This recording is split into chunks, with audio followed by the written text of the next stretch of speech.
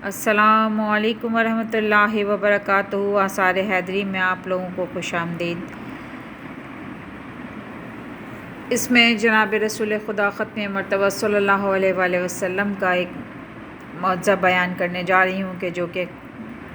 قصہ ابر کے نام سے ہے، یعنی کہ بادل کا وہ ٹکڑا جو آپ صلی اللہ علیہ وآلہ وسلم کے ساتھ چلتا تھا۔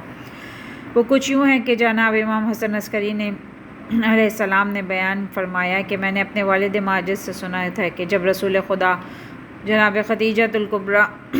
کی طرف سے تجارت کرنے شام کی طرف تشریف لے گئے اور مکے سے بیت المقدس تک 1 مہینے کی راہ ہے، اور وہ موسم نہایت گرم تھا اور ان جنگلوں کی گرمی اہل قافلہ کو بہت ستاتی تھی۔ اکثر تند ہوائیں چلتی تھیں اور ریت مٹی اڑ کر ان کے چہروں پر پڑتی تھی۔ ایسی حالت میں اللہ تعالیٰ نے اپنے رسول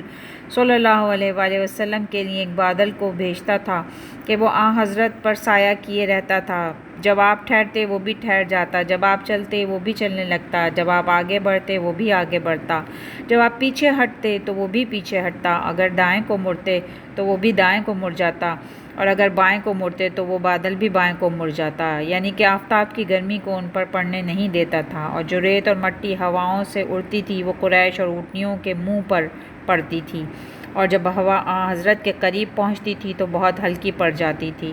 اور اس سے ذرا سے بھی ریت اور مٹی نہ اڑتی تھی، بلکہ ان پر ٹھنڈی اور ہلکی ہوا چلتی تھی۔ یہاں تک کہ قافلے والے کہتے تھے کہ محمد صلی اللہ علیہ وآلہ وسلم کا پڑوس خیمے سے بہتر ہے،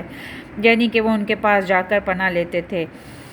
اور ان کے نزدیک رہتے تھے، اور ان کے قریب رہنے سے ان کو راحت پہنچتی تھی۔ مگر یہ بادل صرف حضرت ہی کے سر پر رہتا تھا، اور جب مسافر اس قافلے سے آ ملتے تھے تو بادل کو اپنے سے فاصلے پر چلتا ہوا پاتے تھے۔ یہ دیکھ کر وہ کہتے تھے کہ یہ بادل جس شخص کے قریب ہے وہ نہایت مشرف اور معزز ہے۔ تب قافلے والے ان سے کہتے تھے کہ تم بادل کی طرف دیکھو کہ اس پر اس کے مالک اور اس کے مالک کے مصاحب اور خاص دوست اور بھائی کے نام لکھے ہوئے ہیں۔ جب وہ دیکھتے تو اس پر یہ کلمہ لکھا ہوا پاتے،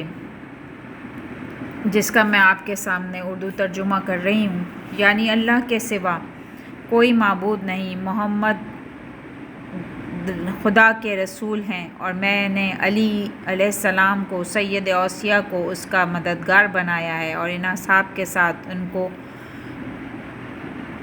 معزز اور مشرف کیا ہے، اور علی کو اور ان دونوں کو جو محمد اور علی کو دونوں کو دوست رکھتے ہیں، اور ان کے دوستوں کو دوست رکھتے ہیں، اور ان کے دشمنوں سے عداوت رکھتے ہیں۔ غرض یہ کہ ہر شخص جو بھی ہو وہ اس تحریر کو پڑھ کر اپنے مطلب اس میں اپنا مطلب ہو یا نہ ہو، وہ اس تحریر کو پڑھ کر سمجھ لیتا تھا۔